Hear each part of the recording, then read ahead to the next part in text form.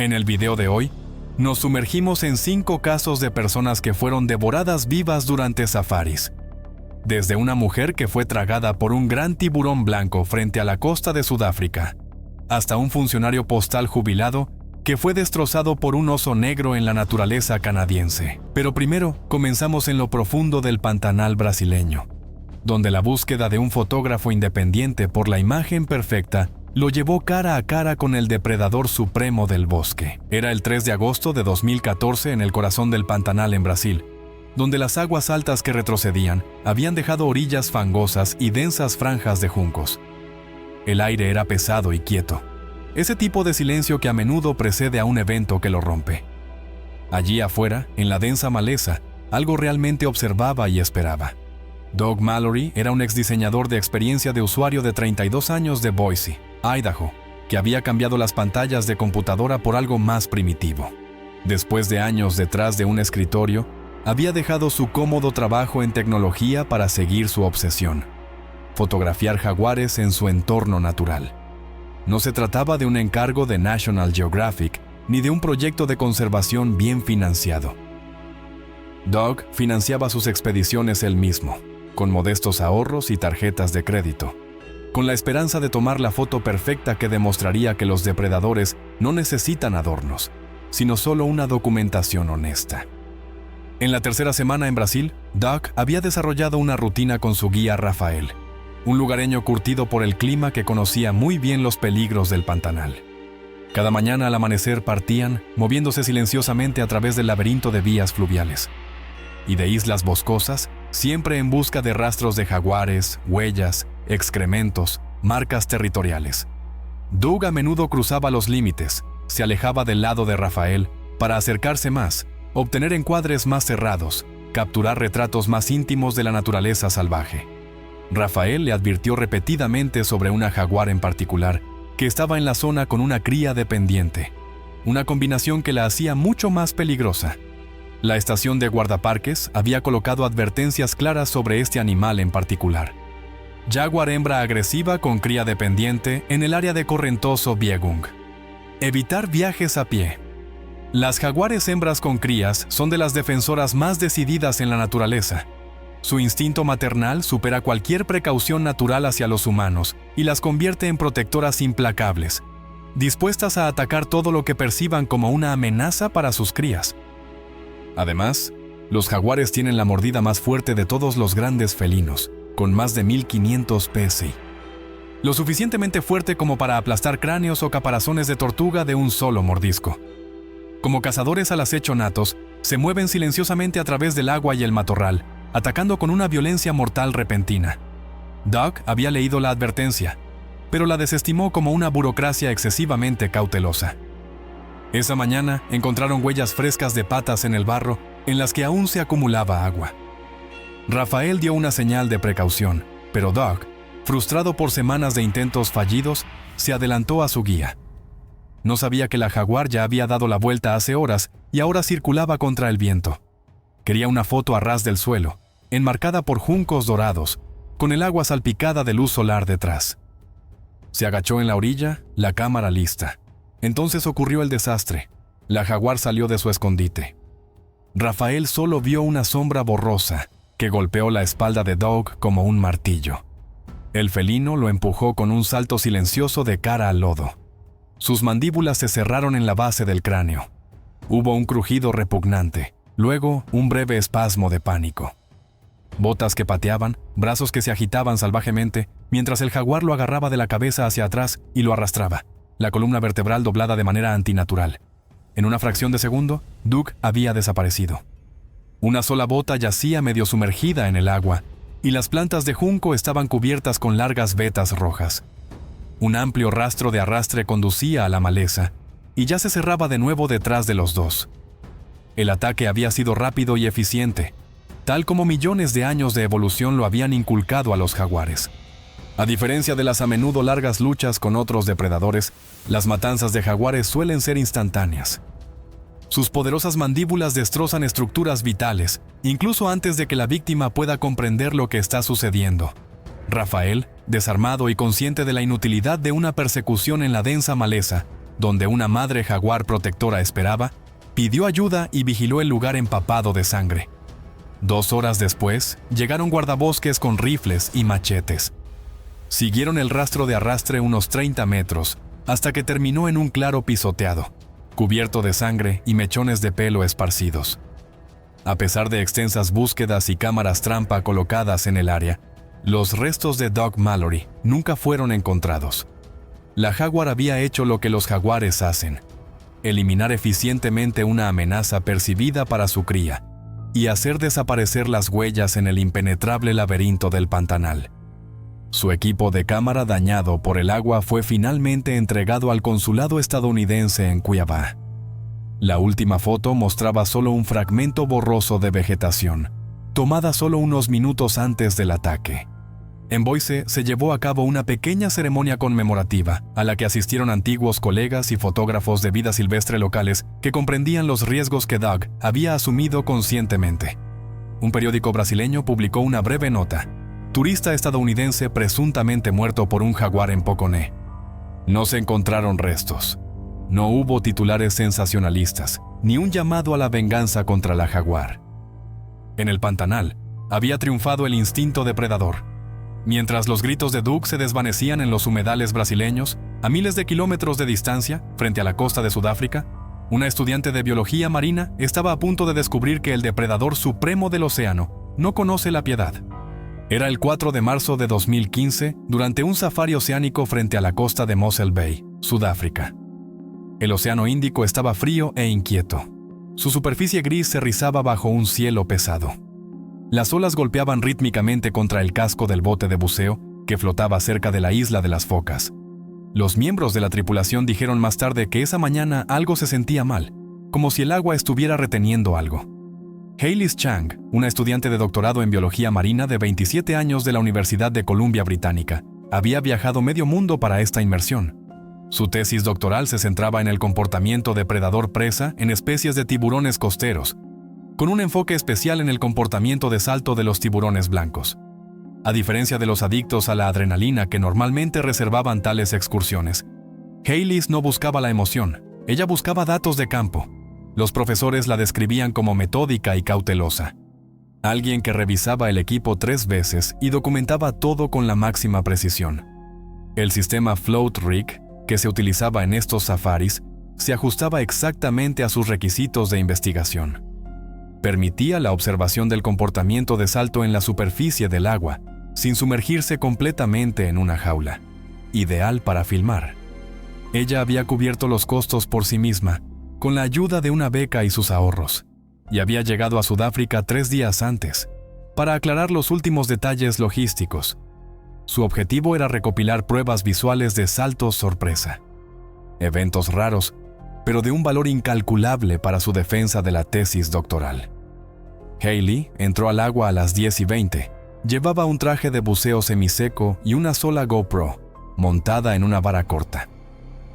Era una de los 4 invitados que esa mañana utilizaban el sistema Float Rig, atados a una jaula de superficie, pero con libertad de movimiento dentro de un radio limitado. Los testigos recordaron más tarde que parecía concentrada y profesional, con la mirada a menudo dirigida hacia el agua abierta, en lugar de la caja de cebo, que normalmente atraía las cámaras de los turistas. Aproximadamente 30 minutos después del inicio de la inmersión, las condiciones inestables hicieron que varios buceadores se desviaran de sus posiciones. En ese momento, Hayley soltó su cuerda para reposicionar su cámara, con la intención de volver a fijarla de inmediato. Pero eso nunca sucedió. Lo que Hayley entendía intelectualmente, pero quizás no comprendía completamente a nivel instintivo, era la pura ferocidad depredadora de la especie que investigaba. Los tiburones blancos son superdepredadores, refinados por 400 millones de años de evolución. Pueden llegar a medir hasta 6 metros de largo y pesar más de 1.800 kilogramos. Sus ataques de salto se cuentan entre las demostraciones de fuerza más explosivas de la naturaleza. Salen disparados verticalmente desde las profundidades a velocidades de más de 40 kilómetros por hora. Sus enormes mandíbulas generan una fuerza de mordida de más de 2.000 kilogramos por centímetro cuadrado. Estos ataques están diseñados para matar instantáneamente a grandes mamíferos marinos y quitarles cualquier posibilidad de huida o resistencia. El ataque vino sin ninguna advertencia. Un tiburón blanco de 4,30 metros de largo se lanzó verticalmente desde la profundidad turbia, con sus mandíbulas ya abiertas. El impacto fue violento. Una explosión de agua blanca y sangre, cuando el tiburón embistió a Hayley desde abajo y dobló su cuerpo como una muñeca de trapo. Sus mandíbulas se cerraron con una fuerza aterradora alrededor de su cintura. Dientes dentados desgarraron en un solo instante el traje de neopreno, la piel y las costillas. El sonido fue un crujido húmedo y quebradizo, seguido de un grito que casi de inmediato se cortó. Por un breve momento, ambos cuerpos quedaron suspendidos en el aire. Hayley inerte, el tiburón enfurecido, antes de que desaparecieran bajo la superficie en un remolino de espuma roja y equipo disperso. No hubo lucha, ninguna oportunidad de escapar. El ataque terminó en cuestión de segundos, brutal, eficiente y definitivo. Testigos en el barco describieron un momento de silencio impactante antes de que los gritos llenaran la cubierta. El tiburón emergió una vez más, el cuerpo inerte de Hayley aún en sus enormes mandíbulas, antes de desaparecer para siempre en las profundidades. A pesar de una extensa búsqueda de 48 horas con patrulleras y equipos de buceo, nunca se encontró rastro de Hayley Chang, excepto su flotador de GoPro, cuya luz de grabación seguía parpadeando mientras flotaba solo en la superficie. La cámara misma, así como cualquier posible última grabación, desapareció con ella en la profundidad. La empresa de buceo suspendió inmediatamente los tours de flotadores y ajustó sus exenciones de responsabilidad en silencio. Los materiales de investigación de Hayley fueron devueltos a la Universidad de Columbia Británica, donde su supervisor solicitó que su disertación inconclusa fuera archivada bajo su nombre. Un pequeño monumento académico para una joven científica prometedora, cuya búsqueda de conocimiento la llevó directamente a las fauces de aquella criatura que quería entender. Su familia celebró una ceremonia conmemorativa privada en Vancouver y rechazó todas las solicitudes de los medios. El decano de su departamento solo dijo que Hayley murió por lo que creía. Las aguas de Sudáfrica aún hervían con el recuerdo de los últimos momentos de Hayley. Pero meses antes, en las llanuras polvorientas de Namibia, un mecánico aprendería que incluso los depredadores sedados pueden matar sin previo aviso. Era el 14 de noviembre de 2013 en la tierra seca de arbustos espinosos del distrito de Okahanja, en Namibia. Un viento caliente levantaba polvo sobre la pista de servicio, mientras el vehículo de repuesto del equipo de investigación estaba parado detrás de un camión de ganado en punto muerto. Lo que comenzó como una tarea rutinaria en la gestión de vida silvestre estaba a punto de convertirse en algo que nadie olvidaría jamás. Víctor Nyenga era un mecánico de 29 años, cuya tranquila apariencia ocultaba una profunda fiabilidad, una característica que le había ganado gran respeto en la Reserva Privada de Vida Silvestre en Okapuka. Durante casi 4 años había trabajado en el parque de vehículos, reemplazando ejes dañados por terrenos difíciles, recableando frenos de remolques y montando neumáticos que habían sido quemados por el implacable sol namibio. 3 semanas antes del incidente, la administración lo había ascendido a acompañante de vehículos en formación. Una posición con más tiempo de trabajo en el campo y mejor remuneración, pero también con nuevas tareas en las que aún se estaba familiarizando. Víctor no era ni imprudente ni inexperto. Trabajaba metódicamente, aprendía observando y prestando atención precisa a los procedimientos. Su tarea principal consistía en mantener el vehículo de acompañamiento del convoy de investigación. Un Land Cruiser cubierto de polvo con cajas de herramientas y barriles de agua montados, que eran imprescindibles para misiones prolongadas en el terreno. Con narcóticos o rifles anestésicos, nunca tuvo que ver y tampoco se esperaba eso de él. En días como este, en los que se colocaban collares a los animales salvajes, su papel era simple: permanecer en segundo plano, observar y ayudar si era necesario con la carga del equipo. Esa mañana, el equipo de investigación trasladó a un león joven para colocarle un collar y luego liberarlo. El macho de 3 años fue sedado cerca de una valla fronteriza y transportado en una caja especial diseñada para el manejo seguro de grandes depredadores. La caja estaba posicionada de tal manera que su puerta trasera apuntaba hacia el estrecho cortafuegos, un procedimiento estándar para limitar las posibilidades de escape del animal en caso de emergencia. Mientras el equipo se preparaba para colocar el collar, notaron que el león mostraba signos de despertar. Su cabeza se movía, sus fuertes patas traseras se presionaban contra las paredes internas de la caja y su ritmo de respiración cambiaba. lejos del patrón profundo y regular de sedación, hacia respiraciones irregulares y jadeantes de un animal que luchaba por volver a la conciencia. El collar aún no estaba colocado, y eso planteó al equipo de investigación una decisión crítica. Un veterinario principal tomó la decisión de reposicionar al león mientras aún parecía manejable, e indicó abrir lentamente la puerta trasera, utilizando la barrera de metal como protección.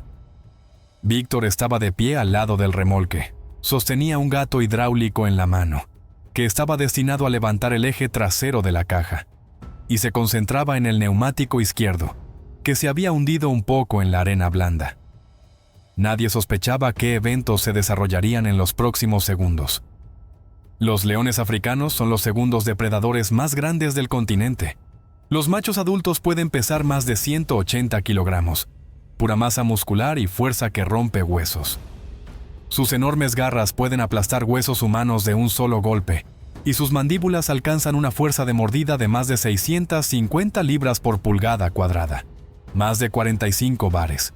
Los leones que acaban de despertar de la sedación son especialmente peligrosos.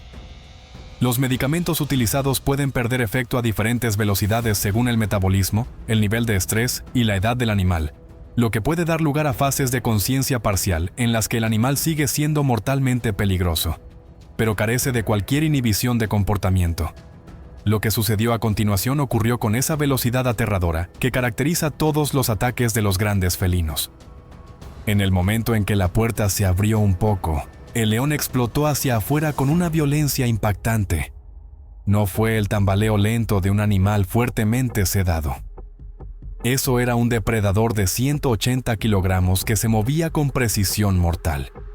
El felino tropezó brevemente con patas rígidas, pero en un destello borroso de músculos dorados y garras extendidas, recuperó inmediatamente su coordinación. El equipo de investigación entró en pánico y se dispersó corriendo. 2 miembros se lanzaron detrás del vehículo principal. Otro saltó de nuevo a la caja, pero Víctor dudó. Quizás pensó que el tropiezo inicial del león era una señal de que todavía estaba muy afectado. Esta vacilación le costó la vida. El león cubrió los 6 metros con 3 saltos poderosos y alcanzó a Víctor justo en el momento en que finalmente se giró para correr. El impacto lo lanzó de espaldas sobre la arena. El enorme peso del felino lo aplastó contra el suelo con una fuerza que rompía huesos. Testigos describieron el ataque más tarde como inquietantemente silencioso. Sin rugidos, sin una pelea prolongada, solo el repugnante sonido de garras rasgando tela y carne mientras el león se aferraba. La técnica de matanza del depredador era de una eficiencia ejemplar. Los leones matan a presas grandes generalmente colocando sus poderosas mandíbulas en la garganta, interrumpiendo el suministro de aire y al mismo tiempo haciendo imposible cualquier escape con su peso y garras. Víctor sufrió lesiones catastróficas en el cuello y el hombro, cuando los colmillos de 10 centímetros del león atravesaron estructuras vitales y sus vértebras cervicales se dislocaron bajo la enorme presión. 2 empleados armados dispararon tiros de advertencia al aire, pero el león, completamente en modo de instinto depredador, ignoró el ruido.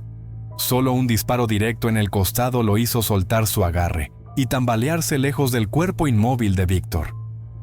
Pero ya era demasiado tarde. El cuello de Víctor estaba destrozado, su mandíbula expuesta y la sangre ya empapaba rápidamente la roja tierra namibia bajo él. Cuando los funcionarios del Ministerio de Medio Ambiente llegaron por la tarde, 1 hora después de la llamada de emergencia, la escena del crimen ya había sido acordonada y limpiada.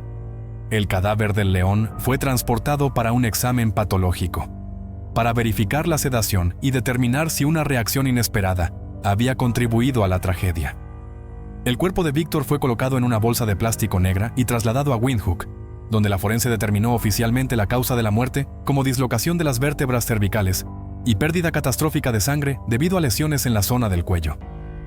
El entierro de Víctor tuvo lugar 3 días después en el municipio de Katutura, una pequeña ceremonia privada a la que asistieron solo su familia, algunos compañeros de trabajo y vecinos que lo conocían desde su infancia. El gerente envió una carta sellada y 2 meses de indemnización a la familia, mientras que se emitió un breve mensaje en la emisora de radio local en Oshiwambo. En la prensa de habla inglesa no se mencionó el incidente. Semanas antes de que el equipo de safari tuviera que presenciar cómo un león destrozaba a Victor, un hombre en lo profundo de la naturaleza salvaje canadiense, se inclinó demasiado sobre una barandilla y fue arrastrado gritando por algo igualmente mortal hacia los árboles. Era el 12 de octubre de 2013, en el Parque Nacional Prince Albert. Un viento frío soplaba sobre el lago Vasquecius, mientras los turistas paseaban por el muelle de madera y las hojas caían a su alrededor. En los arbustos justo detrás del sendero, algo observaba silenciosamente la escena, ya que Armstrong era un empleado postal recién jubilado de 55 años de Winnipeg, que había cambiado 3 décadas detrás del mostrador postal por la silenciosa pasión de la fotografía de vida silvestre. No era un entusiasta experimentado de las actividades al aire libre, pero tenía una verdadera pasión por fotografiar alces en su entorno natural, especialmente en las brumosas horas de la mañana, cuando la luz y las sombras creaban condiciones fotográficas perfectas. Él y su esposa Janine habían reservado un sencillo paquete de naturaleza a través de una agencia de viajes regional, con alojamiento en cabañas, pases para el parque y rutas de senderismo guiadas de manera informal. Sería su última excursión de otoño antes de que el duro invierno tuviera firmemente bajo control la naturaleza canadiense. Dan llevaba binoculares de alta calidad, una cámara DSLR sencilla y copias impresas de los mapas de senderismo recomendados del parque. Esa mañana querían caminar después del desayuno en la ciudad por el circuito del paseo marítimo de South Bay, con la esperanza de fotografiar alces que a menudo se quedaban cerca de la orilla del lago en los meses más fríos. Algunos lugareños habían informado de una mayor actividad de osos en las últimas semanas, pero Dan asumió que los osos negros se estaban preparando para la hibernación, más bien apático, retraído y apenas una verdadera amenaza. Sin embargo, Dan no entendía completamente la desesperada situación de los depredadores en tiempos de escasez de alimento. Los osos negros, aunque generalmente más pequeños y tímidos que sus parientes grizzly, pueden volverse extremadamente peligrosos si no logran acumular suficientes reservas de grasa para la hibernación. Los animales machos que no alcanzan un peso corporal suficiente a menudo pierden su natural timidez hacia los humanos y se convierten en carroñeros agresivos, dispuestos a asumir riesgos extraordinarios por comida. Tales osos a menudo muestran un comportamiento impredecible, irrumpen en campamentos, saquean contenedores de basura y se acercan a las personas con una audacia que contradice el comportamiento habitual de su especie. A principios de esa semana, los guardabosques habían advertido sobre un oso negro macho solitario que se comportaba de manera agresiva cerca del paseo marítimo de South Bay, destruyendo contenedores de basura y negándose a ser ahuyentado. Se colocaron señales de advertencia y se instruyó al personal para informar a los excursionistas. Pero esa mañana no había ningún guardabosques en el lugar, y en las instrucciones del tour no se mencionó la advertencia. El sendero atravesaba un terreno pantanoso y un bosque denso, con barandillas de madera que marcaban su borde. El bosque estaba silencioso. Los pasos eran amortiguados por el follaje húmedo. La luz penetraba en manchas cambiantes a través del dosel, lo justo para ocultar algo grande. Janine seguía a unos pasos detrás de su esposo, señalando nidos de ardillas y viejas marcas de arañazos en los abedules. Señales que en realidad deberían haberlos detenido. Aproximadamente a mitad del recorrido circular, escucharon un susurro en la maleza, el crujido agudo de ramas secas en un matorral justo detrás de la barandilla. Dan ralentizó su paso e indicó a Janine que se detuviera, mientras se apoyaba en la barandilla de madera y levantaba la cámara. Suponiendo que el movimiento indicaba alces, se acercó más a la barrera y ajustó su objetivo de zoom. Janine recordó más tarde que él susurró que había algo, mientras enfocaba la densa vegetación. Entonces, en una fracción de segundo, un destello de pelaje negro explotó desde el matorral, lleno de músculos y con una velocidad aterradora. El oso cargó directamente hacia la barandilla y la embistió con el pecho tan fuerte que la barrera de madera se astilló y se derrumbó, haciendo que Dan cayera de espaldas al suelo del bosque. Según Janine, aterrizó con fuerza sobre el hombro, rodó una vez e intentó arrastrarse, pero el oso ya estaba sobre él. Los osos negros suelen pesar entre 90 y 180 kilogramos, pero su robusta constitución les otorga una enorme fuerza de golpe. Este oso, desesperado y hambriento, no dudó ni un segundo. No actuó por defensa. Se clavó en la parte superior de la espalda y el hombro de Dan. Luego lo presionó contra el suelo con ambas patas delanteras masivas. Las garras, diseñadas para trepar, eran más que capaces de atravesar carne y huesos humanos. Janine gritó cuando el oso se levantó y se lanzó con toda su fuerza sobre su esposo. Costillas se rompieron con el impacto. Mordió la base del cuello, apuntando a la columna vertebral y las arterias. Los excursionistas gritaban y lanzaban piedras. Uno se lanzó con una rama. Pero el oso no mostró ninguna reacción. El ataque fue brutal y eficiente a la vez. Arrastró el oso el cuerpo de Dan varios metros hacia el matorral, antes de desaparecer por completo en el denso bosque, sujetando su presa por el torso con la facilidad de un depredador superior. Janine, llevada a un lugar seguro por otro excursionista, estaba en estado de shock severo, mientras otro pedía ayuda. Los guardabosques llegaron 25 minutos después. A pesar de una búsqueda intensiva con perros rastreadores y apoyo aéreo, el oso nunca fue encontrado. O se había retirado más profundamente en la naturaleza o se había refugiado en una madriguera para hibernar. Los restos de Dan Armstrong fueron descubiertos 4 días después por una patrulla de guardabosques cerca de una supuesta madriguera, a varios kilómetros del lugar del ataque. Forenses confirmaron su identidad mediante registros dentales, y la familia pidió que no se realizara una autopsia.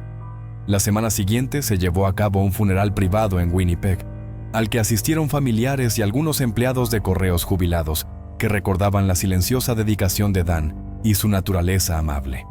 La administración del parque revisó silenciosamente las medidas de seguridad en los senderos y reforzó varias barandillas. El oso, que probablemente era el mismo solitario agresivo, nunca fue capturado ni abatido. En esa temporada no se produjeron más ataques en la zona, y el paseo de madera sigue abierto para los visitantes hasta hoy. Este idílico paseo junto al lago terminó en un repentino torbellino de pelaje y gritos, mientras que en lo profundo de los Everglades de Florida, un joven se inclinó demasiado sobre el agua oscura y se ofreció a algo mucho más antiguo e implacable. Era el 30 de mayo de 2016 y el sol de Florida quemaba sin piedad las turbias aguas del Parque Nacional Everglades. Los visitantes del día festivo ya se habían dispersado un poco cuando las temperaturas se dispararon. Pero los recorridos en bote de aire continuaron siguiendo su horario regular y transportaron a turistas a través del antiguo laberinto acuático, donde el peligro se ocultaba justo debajo de la engañosamente tranquila superficie.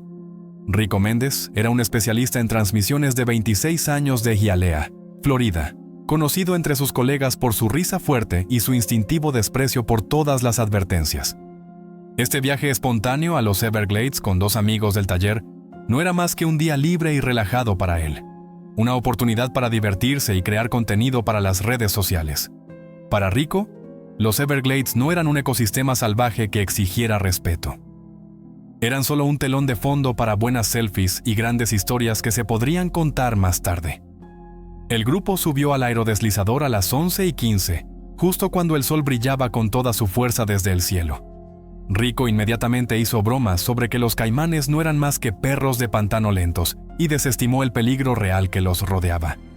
Mientras su bote se deslizaba por canales poco profundos, bordeados de cipreses y hierba de sierra, el guía apagó el motor en una llamada slough, un tramo de agua abierta de flujo lento donde los caimanes a menudo se reúnen. Los caimanes americanos apenas han cambiado en más de 200 millones de años. Pueden llegar a medir hasta 4 metros de largo, pesar hasta 450 kilogramos y generar una presión de mordida de 2125 psi. Suficiente para aplastar huesos. Como depredadores al acecho, salen del agua a más de 30 kilómetros por hora y realizan un violento giro mortal para desgarrar a su presa.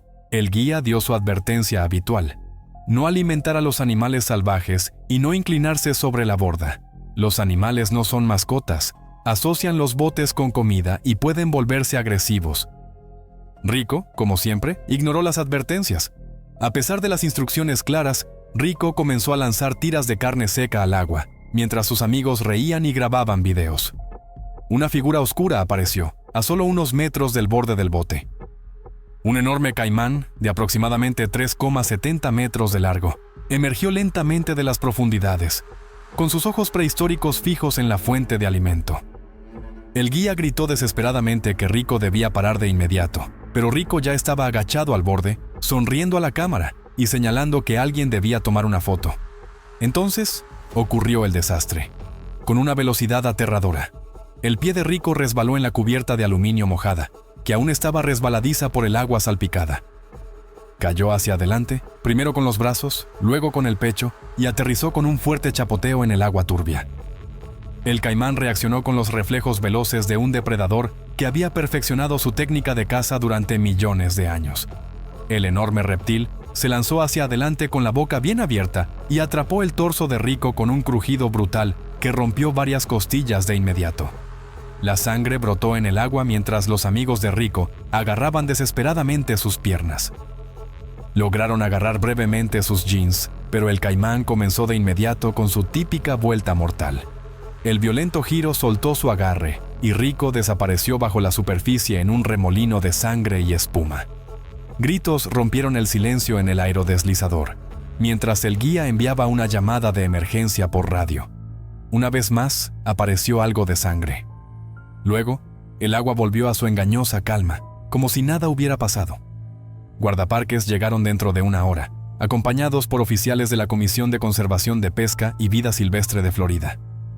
Buzos con ropa de protección y rifles peinaron el área con extrema precaución. 3 horas después, encontraron los restos de Rico cerca de un tronco sumergido. Su cuerpo estaba catastróficamente destrozado. Faltaban el brazo derecho y gran parte de la pierna izquierda. Marcas de arrastre en el lodo indicaban que el caimán lo había escondido parcialmente para comerlo después. Un comportamiento natural que subraya el enfoque metódico de estos depredadores al alimentarse.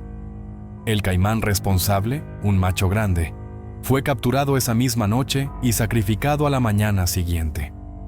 Las autoridades clasificaron el incidente como una muerte condicionada por el alimento.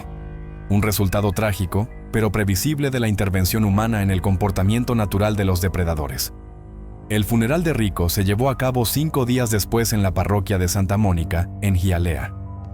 La ceremonia fue breve y solo asistieron pocas personas. No se presentaron cargos contra la empresa de aerodeslizadores. Sin embargo, se introdujeron nuevos protocolos de seguridad y se revisaron las señales de advertencia. Un breve reportaje se emitió en las noticias locales de la noche bajo el título Tragedia en día festivo, acompañado de imágenes de archivo de caimanes y fotos del embarcadero de aerodeslizadores. Para el fin de semana, la historia ya había sido olvidada, desplazada por otros titulares. Gracias por ver. Si te interesaron las tragedias de hoy, en el próximo video encontrarás más animales mortales. Hasta pronto.